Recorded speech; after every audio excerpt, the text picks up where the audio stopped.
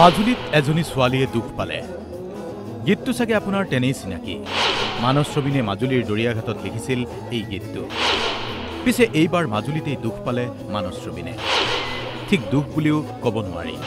সঁচা শিল্পীৰ মহানুভৱতা দেখুৱালে শিল্পী মানস ৰবিনে কি হৈছিল ঘটনাটো ভালকৈ জনোৱাৰ পূৰ্বেই মানস ৰবিনে নিশা 1 বজাত এনেকৈ মঞ্চত উপবিষ্ট হৈ কি কৈছে অলপ শুনক এটা কমিটিয়ে যিটো চুক্তি কৰি আনিছিলে আমাক আনকি মানে এডভান্সটো আজি দিন কালি দিন কৰি আছিলে শেষ মোমেণ্টত ক'লে যে আপুনি আহক আমি মঞ্চত উঠাৰ আগত আপোনাক পইচা দিম ক'লে তাৰপিছত তেওঁলোকে হ'ল চাগে যোগাৰ কৰিব নোৱাৰিলে কিন্তু শেষ মুহূৰ্তত কমিটিৰে এজন ল'ৰাই নিজৰ মাকৰ পেঞ্চন একাউণ্টৰ পৰা এখন চেক দিছিলে মই ক'লো যে মই ইমানো তললৈ নামিব নোৱাৰো যে তোমাৰ মাক পেঞ্চন হোল্ডাৰ আৰু তেওঁৰ এখন চেক লৈ মই গান গাম তাতকৈ মই ফ্ৰীকে গান গাম মই গুচি আহিছো অলপ ওচৰত বুজি পাইছে চাগে কমিটিৰ সভাপতি সম্পাদকে যোগাৰ কৰিব নোৱাৰিলে মাননি যাৰ বাবে হাতত তুলি দিছিল শিক্ষয়িত্ৰীৰ পেঞ্চন একাউণ্টৰ চেক শিল্পী মনেৰে মানস ৰবিনে গ্ৰহণ কৰিব নোৱাৰিলে সেই চেক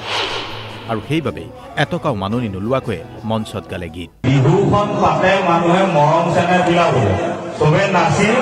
আৰু এইবোৰ বাকী কথা বাদ দিয়া মই মাজুলীক ভাল পাওঁ আহিছিলো তেওঁলোকে যিমতে কৈছিলে সেইমতে টকা পইচা দিয়াকেইটা দিব পৰা হ'লে ভাল পাব কিন্তু দিব যিহেতু নোৱাৰিলে আহিলো তেতিয়া কি কৰিম আমি গাই যাওঁ নে কি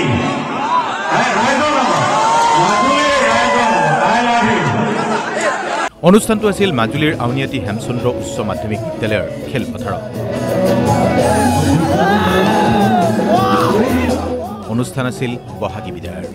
কিন্তু মানস ৰবিনে ক'লে মাননি নোপোৱাকৈ গীত পৰিৱেশন কৰিলেও ভৱিষ্যতৰ দিনত যাতে কোনো শিল্পীক লৈ এনে অবাঞ্ছিত পৰিৱেশৰ সৃষ্টি নহয় তাৰ বাবে সকলো পক্ষই উদ্যোগ লওক উদ্যোক্তা আছিল স্থানীয় ছাত্ৰ মুক্তি সংগ্ৰাম সমিতি মানস ৰবিনৰ মহানুভৱতাৰ বাবে দৰ্শকৰ জাউৰিয়ে হাত চাপৰি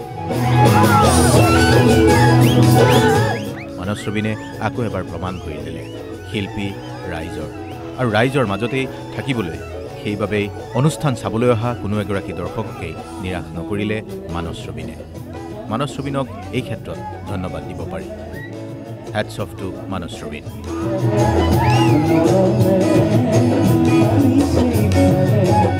মাজুলীৰ পৰা হিতেশ কুমাৰ দলে DY 365